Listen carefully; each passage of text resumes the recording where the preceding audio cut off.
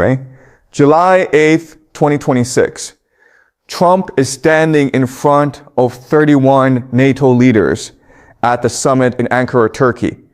And he says, and I'm quoting directly here, Iran is scum, cuckoo, okay? A cancer, 3 words, in front of the entire North Atlantic Alliance. And immediately, within hours, every major news network on earth agreed on the narrative. Iran attacked commercial ships. Iran violated the agreement. Iran is the aggressor. Iran started it. Guys, I need you to stop for just 1 second, because the story you just heard, the story that CNN is running, that the BBC is running, that Al Jazeera is running, that story is exactly what someone very powerful wants you to believe. And today I'm going to show you 3 things that almost nobody is talking about. Number 1, Trump did not break the memorandum of understanding because Iran attacked ships. Trump broke the MOU because he needed Iran to attack ships. He needed a reason to get out. And he engineered that reason from the very first day. Number 2, while the United States and Iran are busy shooting at each other, there is a third party, not Israel, not Saudi Arabia, not China, sitting quietly in the background, counting money. And that party has not fired a single bullet into the Middle East. Not one. Number 3, even if America wins this war, even if they bomb Iran back to the Stone Age, even if they sink every IRGC vessel in the Persian Gulf, they will never, and I mean never, actually control the Strait of Hormuz. Not because of Iran's military strength, because of something far more structural, far more permanent. Okay? Let's get into it. Before I show you the evidence, I need to give you a framework, a mental model. Because without this model, the events of July 8th look random. They look like chaos. And they are not chaos. Not even close. I call this framework the exit trap. And here's the concept. It's actually really simple once you see it. Imagine you sign a lease on an apartment. But here's the thing. You didn't actually want to sign that lease. You were pressured into it. Maybe by your family. Maybe by business partners. Maybe by political allies who said, look, we need to show the world we can negotiate. So you sign. But the moment the ink dries, you already want out. Now the problem is, if you just walk away, if you just unilaterally cancel the lease, you have to pay penalties. And more importantly, you look like the bad guy. You look like the one who broke their word. So what do? You make the landlord violate the lease first. You leave noise complaints unaddressed. You let small rule infractions slide. Not because you don't notice them, but because you're waiting, you're accumulating. And then at exactly the right moment, you set up a situation, deliberately, carefully, where the other side has to respond, where they have to push back, where they have to do something that gives you legal and moral cover to say, they broke the deal, not me, them, and then you walk away clean. That is the exit trap. And I want you to hold that concept in your mind for the next 15 minutes, because every single piece of evidence I'm about to show you fits this model perfectly. Does that make sense? Okay, let's go. June 17th, 2026. The Memorandum of Understanding between the United States and Iran is signed. 14 points. A 60-day negotiation window. Oil export licenses for Iran. Hormuz passage protocols. The whole package. And on that same day, June 17th, the day of the signing, Trump steps to the microphone and says, again, I'm quoting, if I don't like what I see, we'll bomb immediately. Now, I need you to think about what that means. You do not say that at a signing ceremony unless you are signaling something. Unless you are sending a message, not to Iran, not to the diplomats in the room, but to your own domestic base. You are saying, I signed this, but I'm not committed to this. I'm already looking for the exit. Okay, you might say, that's just Trump being Trump. He talks tough, he postures, fair, I hear you. Let's look at what happened next. The MOU gives both sides 60 days. 60 days to sit down, talk, work through disputes, use the established communication channels before either side can escalate militarily. 60 days. That's not 60 hours. That's 2 full months. An eternity in geopolitics. So here's my question. I want you to really sit with this question before I give you the answer. In those 60 days, across all 14 points of the MOU, how many times did the American side reach out through the official MOU diplomatic channel to raise concerns, to flag a problem, to say, hey, we think you're not complying with Article 5, let's talk about it? How many times? 0. Not a few times, not once, 0. Instead of using the 60-day window For diplomacy, the United States set up what's being called the Oman route, a shipping lane that put commercial vessels directly into waters that Iran had already designated under the MOU as their Hormuz oversight zone. Waters where Iran had specifically warned that unauthorized passage would be considered a provocation. So to be clear, America had a 60-day diplomatic window. They used zero of it for diplomacy. Instead, they sailed ships into exactly the waters Iran said not to sail ships into without going through the notification channel that the MOU had established for exactly this purpose. Does that sound like a party that wants the deal to succeed? Or does that sound like a party that's setting up a situation, July 8th, the date America launched over 80 airstrikes against targets in southern Iran? Why July 8th? Why not July 1st? Why not June 30th when the 60-day window was closing? Why not a week earlier or a week later? Because on July 8th, Trump was standing at the NATO summit in Ankara in front of 31 allied heads of state. Think about that staging. Think about that optics. He drops bombs on Iran while standing in front of the entire alliance. The message is unmistakable. You need us. We are the only ones willing to act. Europe, Japan, South Korea, you all need America. So stop complaining about trade tariffs. Stop complaining about NATO spending. Look what we just did. This is not military strategy. This is political theater executed at the highest possible level. The bombing of Iran was the backdrop for a performance at NATO. Now, I could be wrong. I genuinely could be. Maybe the timing was pure coincidence. But here's what I know. In 40 years of studying geopolitics, when I see a military action timed to the hour of a major multilateral summit, I do not call that a coincidence. I call that a production. Okay? Now we get to the mechanism, the actual legal trap. On July 8th, same day as the airstrikes, the United States revoked General License X. For those of you not familiar, General License X is the document that allowed Iran to legally export oil during the mobile negotiation period. It was part of the agreement. It was written into the deal as Article 10. Iran said, we will engage in good faith negotiations, but we need economic relief while we negotiate. And the U.S. agreed. Article 10. In writing, Trump revoked it on July 8th, the same day as the airstrikes. Now here's where it gets really interesting, because when Iran responds, when Iran says, you violated Article 10, we have the right to defend our interests. America says, no, you attacked commercial ships first. You are the aggressor. You broke the deal. And Iran says, no, you pulled the oil license first. You violated Article 10. We were responding, and the entire world gets to argue about who did what first. Because the two actions happen within hours of each other on the same calendar day. Guys, you see what happened there? The sequence was engineered to be ambiguous. When both sides can claim the other acted first, there is no clean narrative of aggression. There is only chaos. And in that chaos, the party with better PR wins the story. And America has much better PR than Iran. That is the exit trap closing. And then there is the final number. The number that tells you how precisely this was calculated. At the moment General License X was revoked, there were 63 million barrels of Iranian crude oil sitting in tankers around the world, in transit, waiting to be delivered. 63 million barrels. At market prices, on July 8th, that is approximately $5 billion. All of it frozen, instantly, with one signature. Not seized, not destroyed, just frozen. Sitting there. Inaccessible to Iran. $5 billion gone in a day. Not because of bombs, not because of military action, because of paperwork. And you wonder why Iran launched strikes on 85 American military sites across Bahrain and Kuwait that night? You wonder why they shot down an MQ-9 Reaper drone. They were furious. Of course they were furious. They had just lost $5 billion before breakfast.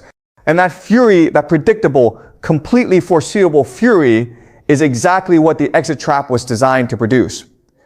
Okay? I have to stop here. Because I do something in every single one of these lectures that I think is non-negotiable if you want to take analysis seriously. I present the strongest possible case for the side I'm arguing against. Not a weak version of their argument. Not a straw man. The actual strongest version. Because if I can't address the strongest version, then I'm not doing analysis. I'm just doing advocacy. And that's not what this channel is about. So the strongest argument that Iran is guilty, that Iran broke the deal, that Iran is the aggressor, here it is. Iran attacked at least 3 commercial vessels in the Strait of Hormuz before the American airstrikes on July 8th. This is not disputed. AIS data, automatic identification system, the GPS equivalent for ships, shows those vessels going dark, losing signal in Iranian-controlled waters. Multiple shipping companies have confirmed damage. Lloyd's of London has already invoked war risk clauses on new Persian Gulf policies. The attacks on commercial shipping happened. Iran did it. And you know what? That argument is strong. That argument is real. I'm not dismissing it. But here's the question you have to ask before you accept that argument as definitive. Why were those ships there? Why did the United States route commercial vessels through waters that Iran had flagged through the official MOU channel? One of the only times they actually used it as potentially disputed passage. Why did no American diplomat pick up the phone in 60 days to say, hey, we've got some ships coming through, let's make sure we're aligned on the protocol? Why was General License X revoked at the same moment as the bombing and not a week earlier or a week later, which would have created a cleaner sequence of events? The strongest counter-argument to my thesis is that Iran attacked commercial ships. That is true, but it does not answer those 4 questions. And until you can answer those 4 questions, you cannot close the case. Let me be honest with you. This is my interpretation. This is my reading of the pattern. I could be completely wrong about the intent. But I will tell you this. In political science, we have something called the principle of parsimony, Occam's razor. The simplest explanation that accounts for all the evidence is probably the right one. And the simplest explanation that accounts for zero diplomatic contact, ships in disputed waters, simultaneous bombing, and oil license revocation, and a military action timed to a NATO summit. The simplest explanation for all of that at once is not a series of unfortunate coincidences. It's a plan. Okay? Let's move to part 2 of today's lecture, because this is where it gets really interesting. I want you to think about something. While every camera in the world was pointed at the Persian Gulf on July 8th, while every journalist was writing about Hormuz and IRGC strikes and MQ-9 drones and oil prices, where was Vladimir Putin? What was he doing? At 1:19 in the morning, Moscow time, on July 8th, Russia launched its 3rd ballistic missile strike of the week against Kyiv and Kharkiv. 1:19 a.m., same night, they fired 54 ballistic missiles. Ukraine intercepted 4 out of 54. Now, why was Ukraine's interception rate so catastrophically low? Ukraine has Patriot systems. Ukraine has been defending against Russian missiles for years. They've gotten quite good at it. The answer is that a significant portion of the Patriot interceptor stockpile, missiles, not just systems, the actual ammunition, had been quietly redirected toward the Middle East theater in the weeks prior. The US and its allies have finite stocks of high-end interceptors. When you need them in one place, you pull them from somewhere else. Putin knew this. This was not a guess. This was calculated. He hit Ukraine hardest at the exact moment American air defense capacity was most strained. He didn't need better missiles. He just needed to wait for the right distraction. And the Middle East crisis handed him that distraction perfectly. But okay, you might say Putin opportunistically attacks Ukraine. He does that anyway. What's the big deal? Here's the big deal. Brent crude oil prices increased by 6% on July 8th from approximately $73 per barrel to $78, 6%. In one trading day, Russia exports approximately 7 million barrels of oil per day. That number is actually conservative given their shadow fleet operations through the Caspian Sea and alternative routing through Central Asia. 7 million barrels times $4 to $5 of additional revenue per barrel. Every single day. I'll let you do the math. But I'll tell you this much. It's not a small number.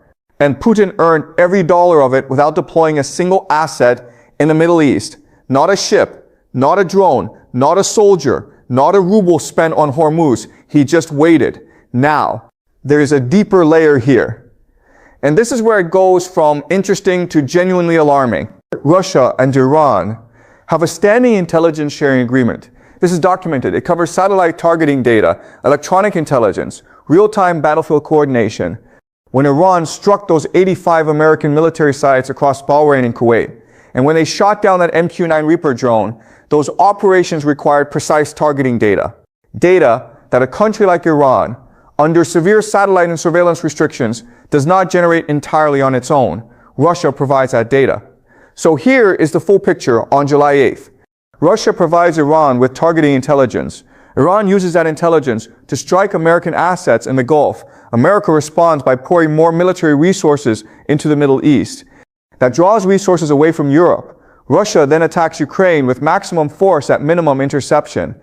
And simultaneously, Russian oil revenue spikes because the war they helped engineer has pushed oil prices 6% higher. One country.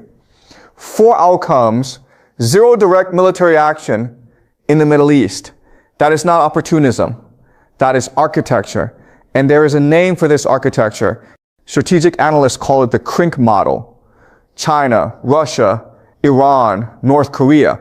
The theory, and it's not just a theory anymore, it's an observable pattern, is that these 4 actors coordinate to create simultaneous pressure on American strategic bandwidth at multiple theaters at the same time.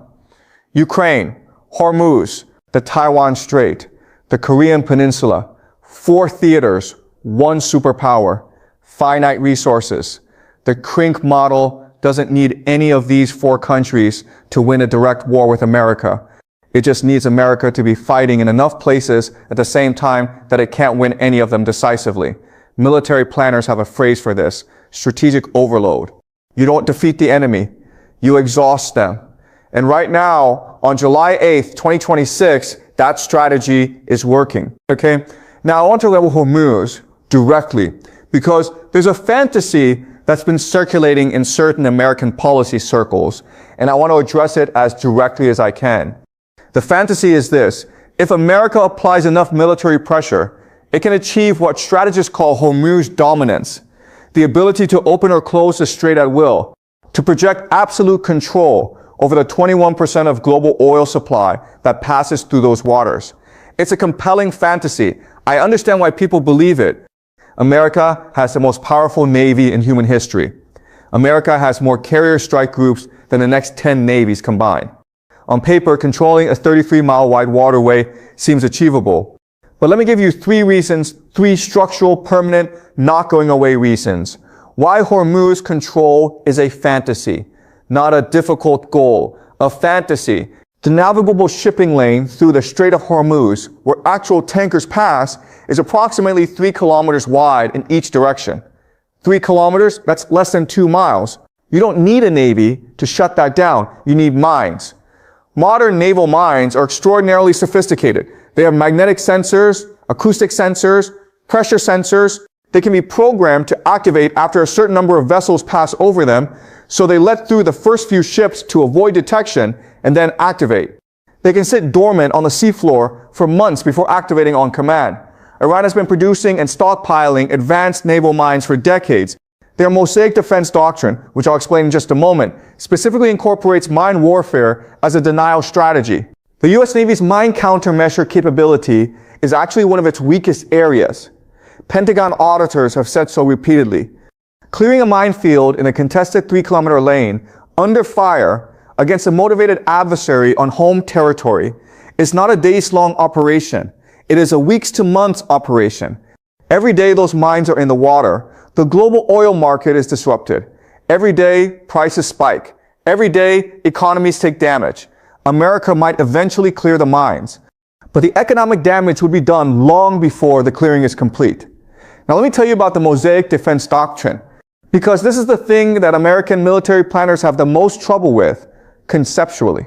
Iran has divided its military command structure across all 31 of its provinces. Each province has an independent command authority, independent weapons stockpiles, independent communication networks, and critically, independent authority to act even if Tehran is destroyed, even if central command is severed, even if the supreme leader is dead. There is no central node to strike. There is no command and control headquarters that, if destroyed, stops the Iranian military from functioning. The architecture was specifically designed so that decapitation, the American military's preferred approach of targeting leadership, is ineffective. Does that remind you of anything? It should remind you of Iraq, 2003.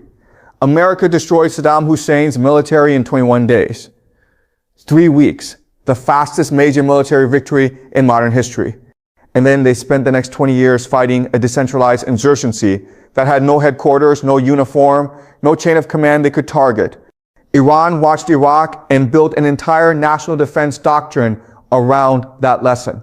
They looked at what happened when you have a centralized military against the American war machine, and they said, we will never fight that way. We will fight distributed. We will fight cellular. We will fight so that every village, every province, every unit can fight independently, indefinitely. You cannot occupy a country that is organized this way. You can bomb it. You can cause incredible damage, but you cannot achieve the strategic objective of control, because control requires someone to surrender. And in a mosaic defense structure, there is no single entity that can surrender on behalf of the whole. And here's the third reason, the one that almost nobody is discussing, the one that makes Hormuz's dominance not just militarily difficult, but geopolitically obsolete. In May 2025, 1 year before this war began, China completed the Iran-China Railway, a land-based rail corridor that connects Iranian oil fields to the Chinese market through Central Asia. No ships, no Hormuz, no American naval power relevant. That railway was completed a full year before the first bomb fell on Iran on July 8, 2026, 1 year before. You do not build a billion-dollar railway through some of the world's most difficult terrain by accident. You build it because you are anticipating a scenario in which Hormuz is not reliable, in which the maritime route is contested. China spent years and enormous resources building their insurance policy against exactly the crisis we're seeing now. And in the Caspian Sea, Russia and Iran operate what analysts call the shadow fleet. Vessels that move oil and weapons through routes that American surveillance cannot easily monitor using flags of convenience, transponder manipulation, and routing through third country ports. This fleet has grown substantially since Western sanctions intensified after 2022. So the picture looks like this. Iran has a railway to China for land exports. Iran has a shadow fleet with Russia for Caspian exports. And Iran's oil can reach its primary customer, China, without a single tanker going anywhere near Hormuz. But wait, there's one more piece to this. And it's the most ironic piece. Saudi Arabia, the UAE, America's closest Gulf allies. They have been quietly building pipeline infrastructure to route oil exports to the Red Sea, specifically to bypass Hormuz. Saudi Arabia's East-West pipeline, the UAE's Abu Dhabi crude oil pipeline. Both bypass Hormuz entirely.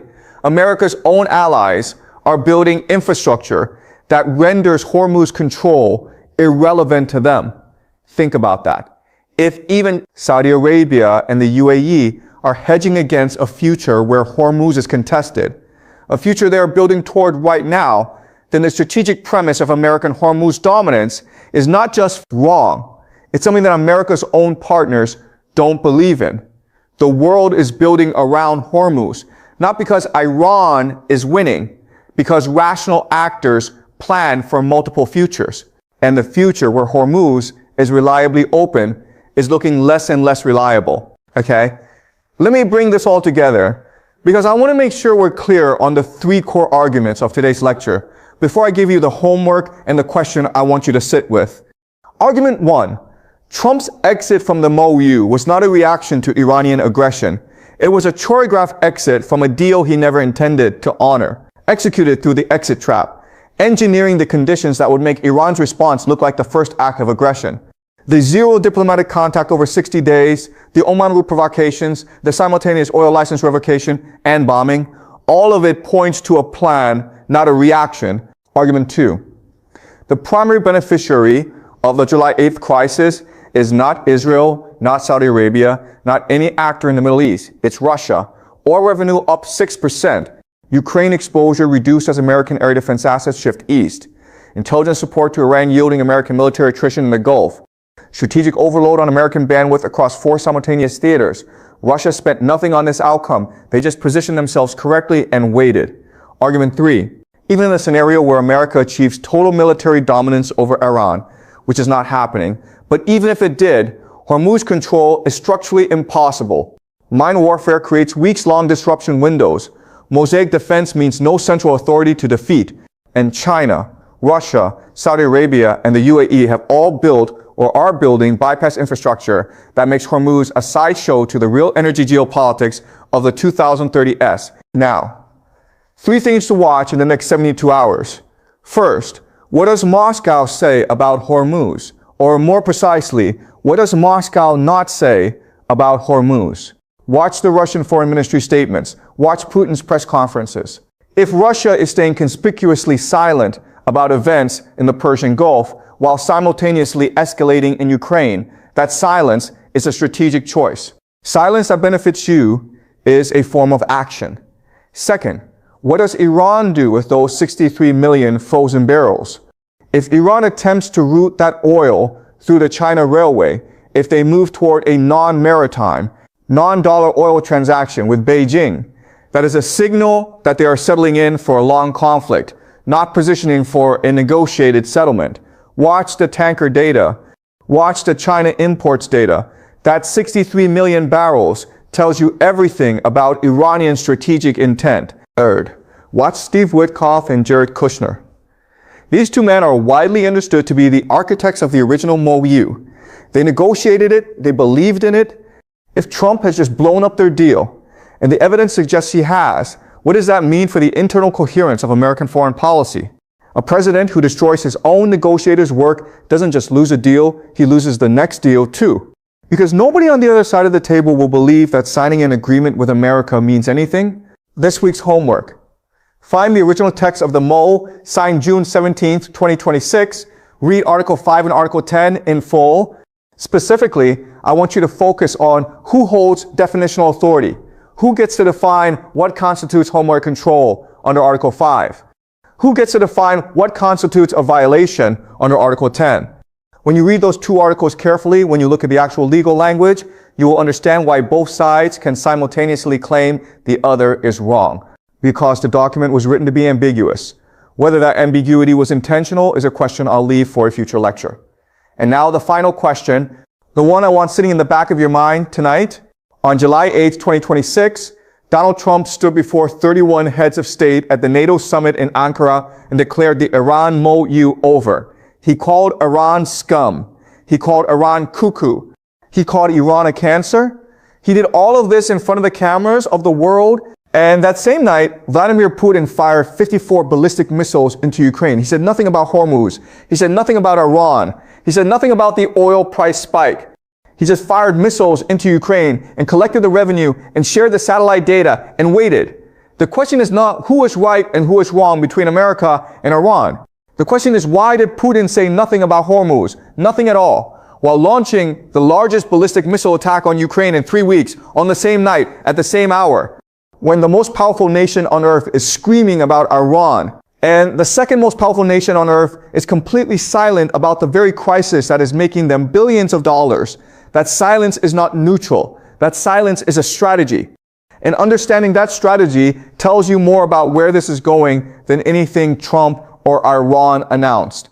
Think about that. This has been Professor Policy Insights. Thank you for being in class today. I will see you in the next one.